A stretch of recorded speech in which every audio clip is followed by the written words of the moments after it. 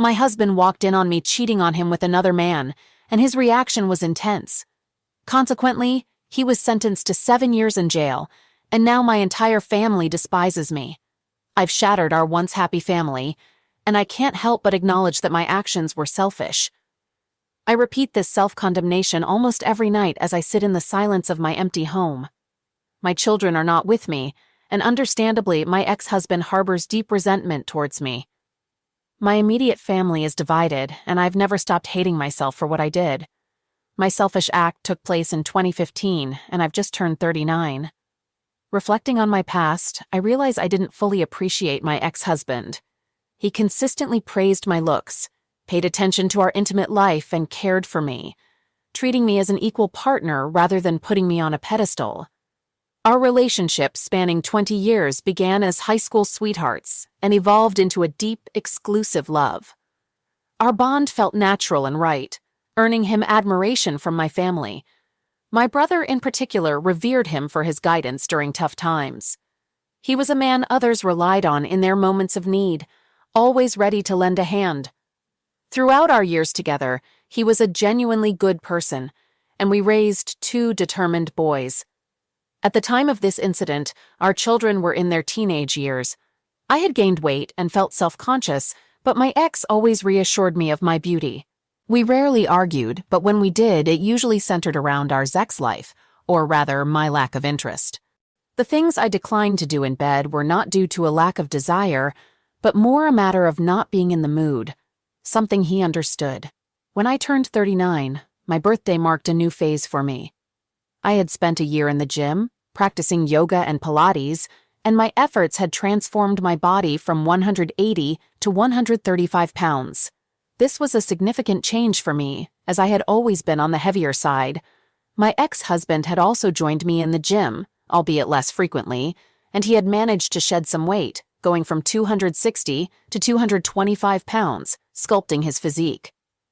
Despite my improved appearance, my ex-husband couldn't keep his hands off me. However, for some inexplicable reason, I still wasn't in the mood. He tried everything, taking me out to dinners, dancing, and going on regular walks. He continued to help around the house, and his eyes still held the same love and desire for me after 2 decades together. Any woman would have longed for that kind of attention. But mentally, I remained disinterested. At the time, I attributed my disinterest to early menopause, since we only engaged in intimacy 2 or 3 times a month, and it was usually a quick affair. However, my ex-husband desired more, and no matter how hard he tried, I just couldn't reciprocate his feelings. He suggested couple counseling, but I stubbornly refused. My selfishness began to emerge shortly after my birthday. A new, slightly younger and attractive manager started working in my office and showed interest in me. At first, I dismissed his advances, but our interactions evolved from casual chats to flirting. Even though I showed him my wedding ring, I couldn't resist responding to his flirtations and started sharing personal details about my life. Gradually, he occupied more of my thoughts. In hindsight, I see that this was an emotional affair, something I didn't acknowledge then. My ex-husband began to notice something wasn't right. We ended up having a big argument, which I believe I started. When he tried to kiss me, I accidentally reacted with disgust. But it wasn't really about him. I was caught up thinking about the other man, and this made me feel really turned off by everything that was happening. At least, that's what I kept convincing myself of. A week after that pivotal day, I arranged to meet the new manager at a cafe with the intention of firmly telling him to leave me alone and put an end to this situation. However, before I could utter a single word, he surprised me with a kiss, and my thoughts went blank. That moment marked the beginning of our 6-month affair.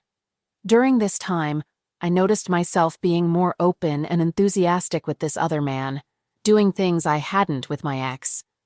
I was always ready and seemed more interested, maybe due to the excitement of something new. Meanwhile, my intimacy with my ex lessened, and I started to distance myself, criticizing his small habits and even demeaning him. I'm ashamed of how I acted then. It took my brother telling me about my ex's deepening depression and thoughts of leaving for me to realize the gravity of my actions. Right away, I broke off the affair, left my job, and decided to show my husband love and desire, hoping to mend our relationship and be a better wife. Then, the man I had the affair with came to my house, bringing a box of my office items that I had requested to be sent. During our talk, he asked why things ended. I told him I had to concentrate on my marriage and asked him to go. He asked for one more meeting, and sadly, I said yes. We went to the guest room and things got intense, making me lose track of time. Suddenly, my ex walked in. My affair partner pulled back abruptly, hitting the wall with a loud noise. My ex had bloodshot eyes, tears rolling down, and trembling lips showing deep hurt. I was completely disgusted by the situation. When the other man tried to leave, my ex confronted him. The man warned my ex to back off, but my ex couldn't hold back and attacked him. I yelled and begged my ex to stop. In a panic, I tried to intervene by jumping on his back, but ended up getting thrown to the ground. For a while, everything seemed blurry and sounds were muffled. When things became clear again, my ex had subdued my affair partner and was on the phone. I was just staring at the other man's bruised face and teeth on the floor. There was a loud knock, and my ex put the phone on speaker, set it down, and knelt with his hands behind his head. The police burst in and handcuffed him. Soon after, paramedics showed up. I found out he had called 911 himself. At the hospital, the situation got even worse. My dad was silent, looking ashamed, while my brother was furiously yelling at me. He looked heartbroken, asking how I could hurt my ex like that. My mom tried to soothe me, saying things would get better, but this made my dad raise his voice at her. His family was furious. His sisters threatened me, and his parents looked like they wanted me to suffer. I tried to talk to my kids, but they wouldn't respond. My sons wouldn't even look at me. At the same time, the man I had the affair with was badly hurt and needed surgery to fix his face after the fight with my ex. At the hospital, a woman suddenly came into my room and started attacking me. My brother had to pull her off. She was the wife of the man I had the affair with. I didn't know he was married. He never wore a ring or mentioned it. This made me feel even more guilty. Before the trial, my sons stayed with their grandparents on my ex's side, and my daughters stopped talking to me. My ex didn't want to see me either. When I tried to visit him in jail, they wouldn't let me. My brother, who worked at the correctional facility, arranged for my ex to be transferred there so he could watch over him. When I asked my brother to pass a message to my ex, he angrily told me to go to hell. During the trial, seeing my ex for the first time in 3 months, his anger was so intense it hurt more than I could have imagined. He had always looked at me with love, even when we argued, but now it was pure hatred. I had to leave to cry in the bathroom. Time went by, and I had to share the details of my affair in court, in front of everyone. When I told them how long it had been going on, my ex looked devastated, and my dad left the courtroom suddenly. Hearing my ex's testimony, I found out he had planned to surprise me with lunch and a weekend trip to the Catskills. He had a whole romantic weekend planned but walked in on us instead. When the other man told him to move, my ex snapped and attacked him, stopping only when he pushed me away. He called 911 right after, and in court, we heard his painful voice and sobs on the recording as he talked to the operator. It was incredibly sad. The man I was with couldn't speak in court because of his medication, so they showed pictures of his injuries. Seeing them made me feel sick.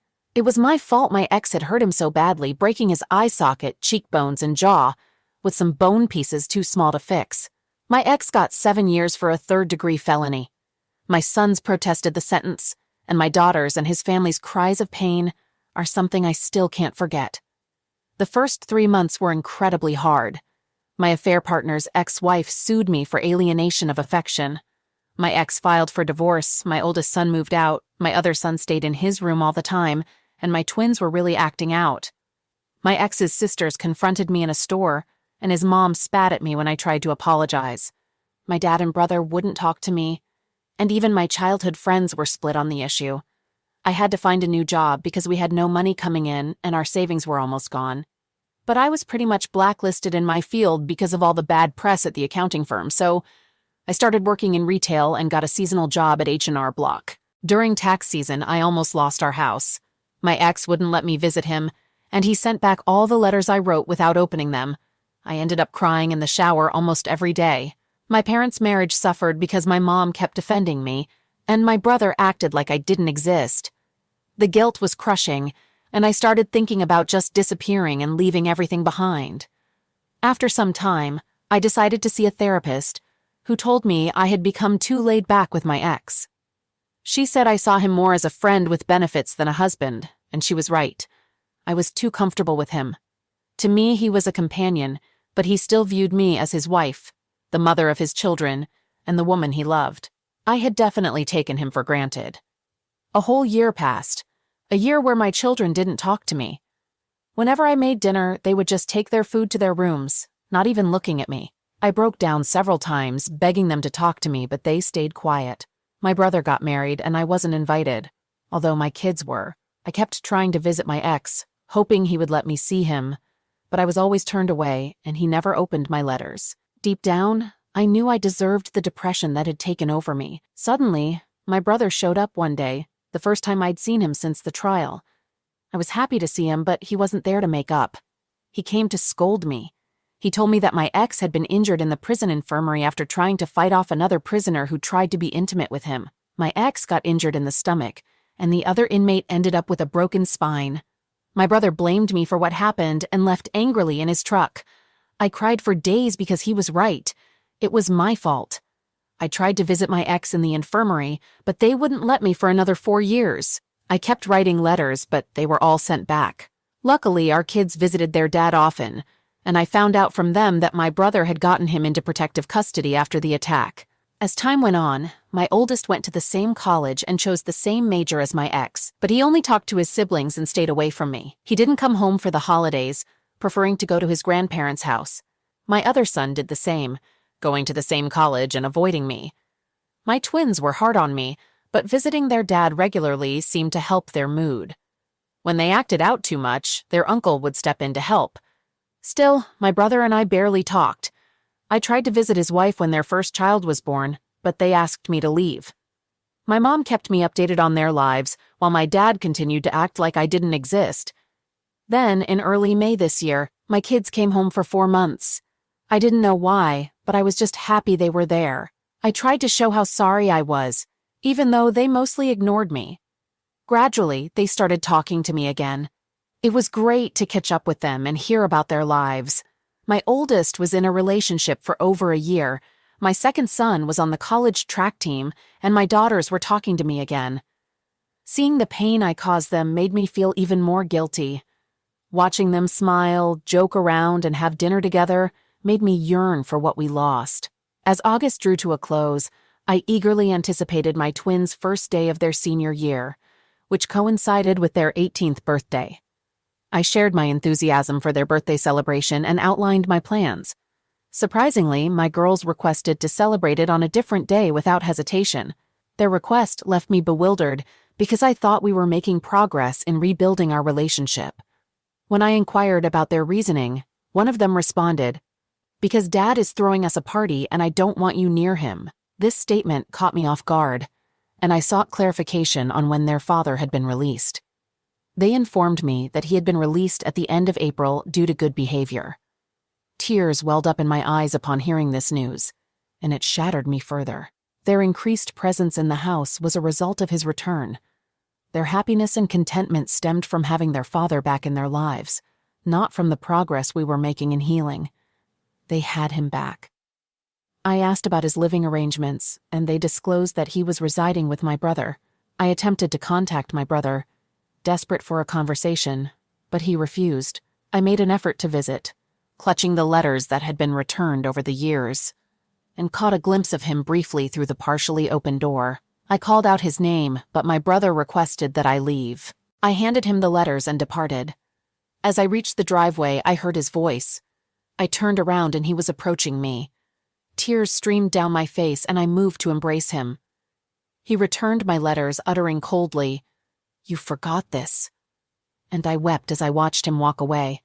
I begged and pleaded for him to talk to me, but he simply retreated into the house.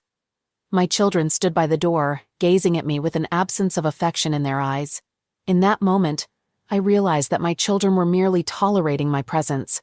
Nevertheless, I maintained a fervent desire to mend our fractured bonds.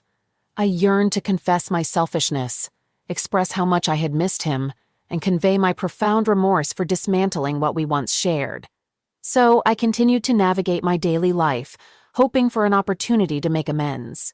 I learned from my mother that my affair partner's ex-wife had visited my ex 2 years ago and was still making periodic visits. Honestly, I cared little about that. My sole wish was for him to somehow forgive me, engage in conversation with me, stand by my side, and regard me with the same affection as before. I longed for my children to stand with us, and I harbored a deep yearning to reunite my family, even though I recognized that I didn't deserve it. Even if by some miracle we were to reconcile, it could never be the same. I had acted selfishly, and I wished fervently that I could undo it all. Now let's take a look at the community's perspective. In the first opinion, there's sympathy for my ex-husband, recognizing the emotional misuse and dismissive behavior I inflicted upon him. The advice here emphasizes the importance of seeking support from friends who will hold me accountable for my actions rather than condoning them. It's suggested that therapy is needed. Opinion number 2 suggests that I should stop trying to reconnect with my former family members and those who have distanced themselves from me. The advice is to live my life and move forward. These opinions reveal the complexity and seriousness of the situation, underlining the need for self-reflection and personal growth.